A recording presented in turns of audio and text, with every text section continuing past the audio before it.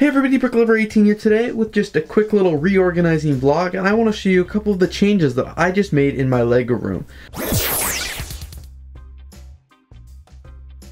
So the last couple months I've been acquiring lots of different new Lego sets and things like that, and I've just been running out of space to store them all. So I needed to come up with a new solution that would allow me to store a bunch of sets better and to gain more shelf space, because as you can see, shelf space comes at a premium here in my Lego room. There's just not a ton of it, so I have to make the most of what I have. It's a very small room.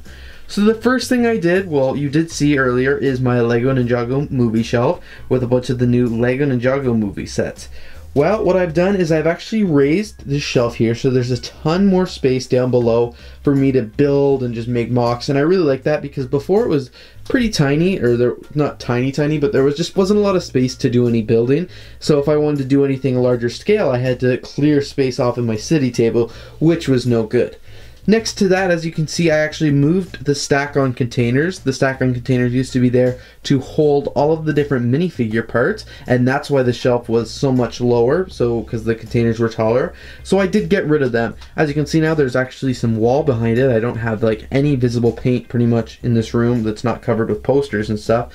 That's because I have a Lego Ninjago movie poster up in my other apartment in Toronto that I really want to add there, but I just don't have it with me right now. So when I come home next time, I will bring that to hang that up because it'll go perfect there.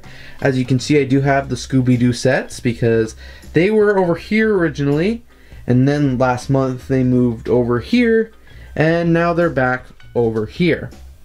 I got rid of the minifigures, all the collectible minifigures that were right here on this shelf, and I've actually replaced that with all of the different Brick Loot builds.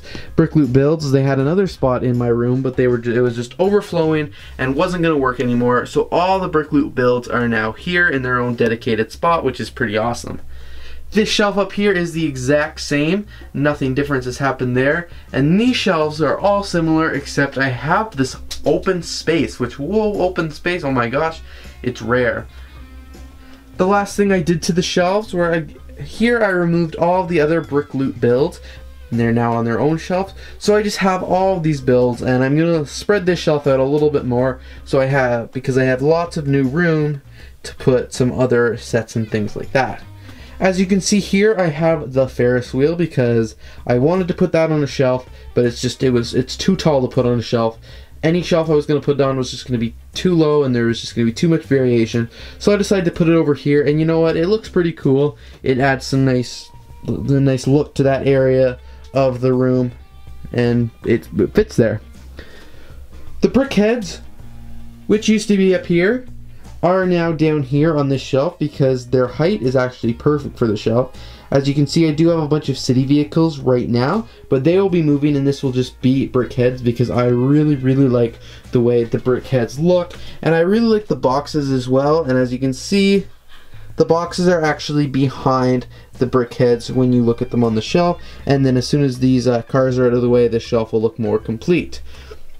The stack-ons. I added the stack-ons over here. I removed all of the old inventory from the Bricklink store that was just there, and it was actually covered up with bags like this. It wasn't doing anything. I'm not even selling on Bricklink right now. So I took all that down, boxed all that inventory up, and drilled these stack-ons into the wall behind the door. And it doesn't impact how the door closes or anything because this shelf is already built into the room. So here I have all my minifigure parts.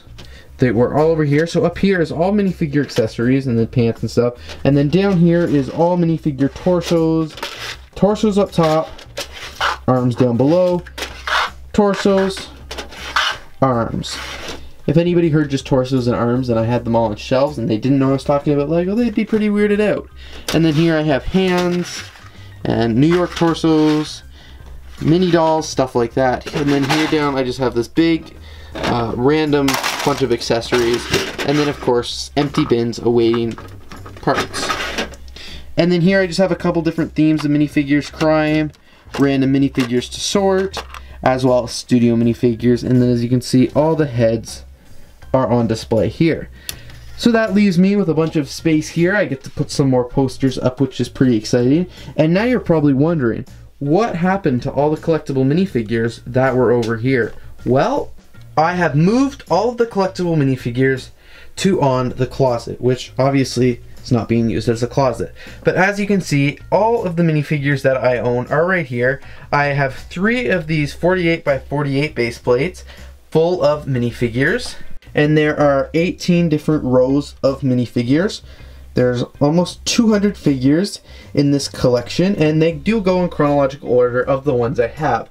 Starting at the very top, I have Series 2, moving into Series 3, then 4, then 5, then 6, then 7, then 8, then 9, then 10, then 11, and then 12, and then 13, and then 14, and then the Simpsons, then 14, then 15, then Disney, then 16, and 17.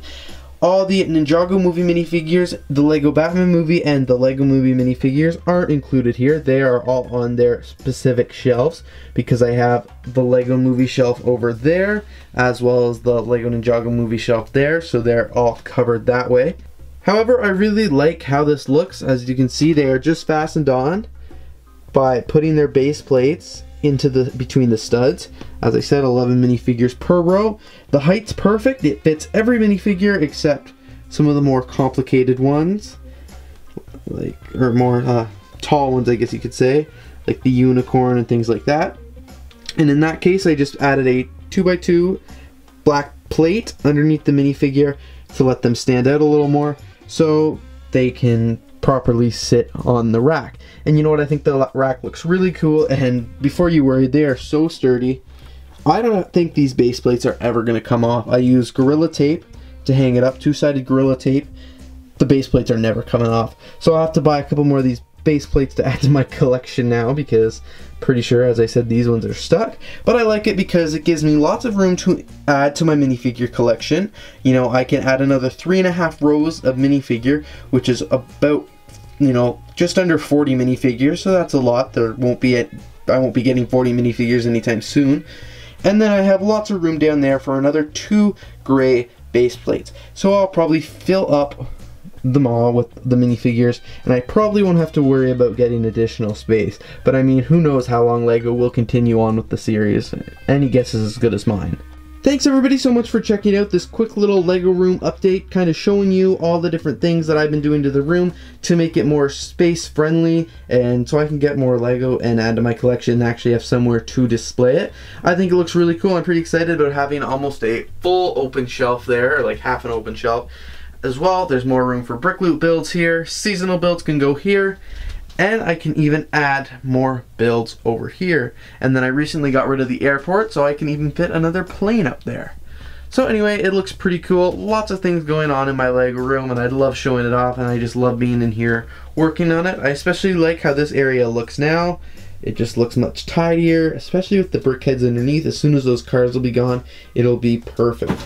Thanks again so much for watching. I hope you have a great day. Feel free to let me know how you combat your Lego storage solution, because everybody knows they have a lot more Lego than they do space for it. Thanks again so much for watching. If you did enjoy this video, please don't forget to leave a like, a comment, and of course subscribe.